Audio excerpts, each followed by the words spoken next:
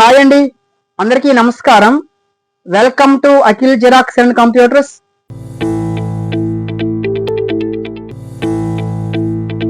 నేను మీ అప్పలనాయుడు గొర్లె.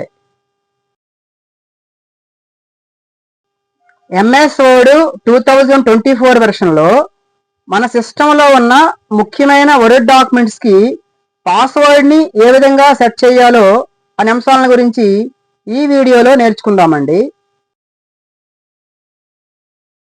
ఇక్కడ డెస్క్టాప్ మీద వర్డ్ డాక్యుమెంట్కి పాస్వర్డ్ని ఏ విధంగా సెట్ చేయాలో చూద్దామండి. దానికోసం ముందుగా ఈ డాక్యుమెంట్ ఓపెన్ చేద్దాం. తర్వాత ఫైల్ మెనూకి వెళ్ళి ఇన్ఫోకి వెళ్ళి ఇక్కడ ప్రొటెక్ట్ డాక్యుమెంట్ ఆప్షన్ చూస్ చేసుకుంటే ఇక్కడ మరికొన్ని ఆప్షన్ కనిపిస్తాయి. వీటిలో second option encrypt with password option మీద క్లిక్ చేసుకుంటే మనకు డైలాగ్ బాక్స్ అపీర్ అవుతుంది.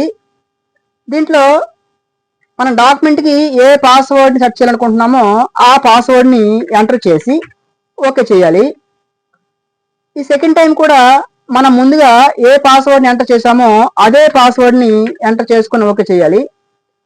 ఇప్పుడు మన డాక్యుమెంట్కి పాస్వర్డ్ సెట్ అయిపోయింది. చూడండి, ఇక్కడ a password is required to open this document. ఇప్పుడు డాక్యుమెంట్ మనం సేవ్ చేసి క్లోజ్ చేద్దాం. ఈ డాక్యుమెంట్కి పాస్వర్డ్ సెట్ అయిపోయింది కాబట్టి ఈ డాక్యుమెంట్ని ఓపెన్ చేస్తే డైరెక్ట్గా ఓపెన్ అవ్వదండి. ఖచ్చితంగా పాస్వర్డ్ని ఎంటర్ చేయవలసిందే. చూద్దాం ఒకసారి.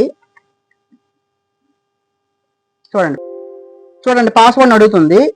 ఇదివరకు సెట్ చేసుకున్న పాస్వర్డ్ని ఎంటర్ చేసి ఓకే చేద్దాం. ఇప్పుడు డాక్యుమెంట్ ఓపెన్ అయిపోతుంది. మనం సెట్ చేసుకున్న ఈ పాస్వర్డ్ని ఇంకా అవసరం లేదు, రిమూవ్ చేయాలనుకుంటే రిమూవ్ చేసుకోవచ్చండి. దానికోసం ఇంతకుముందు చెప్పినట్టుగా ఫైల్ మెనూకి వెళ్ళి ఇన్ఫోకి వెళ్ళి ఈ ప్రొటెక్ట్ డాక్యుమెంట్ ఆప్షన్ చూస్ చేసుకుని ఈ రెండో ఆప్షన్ ఎన్క్రిప్ట్ విత్ పాస్వర్డ్ చూస్ చేసుకుంటే మనకు డైలాగ్ బాక్స్ అపీర్ అవుతుంది. దీంట్లో ఇదివరకు మనం సెట్ చేసుకున్న పాస్వర్డ్ ఉంటుంది. ఆ పాస్వర్డ్ని డిలీట్ చేసి ఓకే చేయాలి. ఇలా చేయడం వలన ఆ పాస్వర్డ్ రిమూవ్ అయిపోతుంది అనమాట. ఇప్పుడు నా డాక్యుమెంట్ని సేవ్ చేసుకుని క్లోజ్ చేద్దాం. మనము డాక్యుమెంట్కి పాస్వర్డ్ రిమూవ్ చేసాం కాబట్టి ఈ డాక్యుమెంట్ని ఓపెన్ చేస్తే పాస్వర్డ్ లేకుండానే డైరెక్ట్గా ఈ డాక్యుమెంట్ ఓపెన్ అయిపోతుంది అనమాట. ఈ విధంగా మన ముఖ్యమైన వర్డ్ డాక్యుమెంట్స్కి పాస్వర్డ్ని సెట్ చేసుకోవచ్చు. అవసరం లేదనుకున్నప్పుడు ఆ పాస్వర్డ్ని రిమూవ్ చేసుకోవచ్చు. ఇంతవరకు మీరు చూసిన ఈ వీడియోలో కంటెంట్ ఉంటేనే లైక్ చేయండి. మన ఫర్దర్ వీడియోస్ ఇంకా ఉన్నతంగా రావడానికి మీ విలువైన సూచనలను సలహాలను కామెంట్స్ రూపంలో తెలియజేయండి. మన ఈ వీడియోను మీ మిత్రులకు షేర్ చేయండి.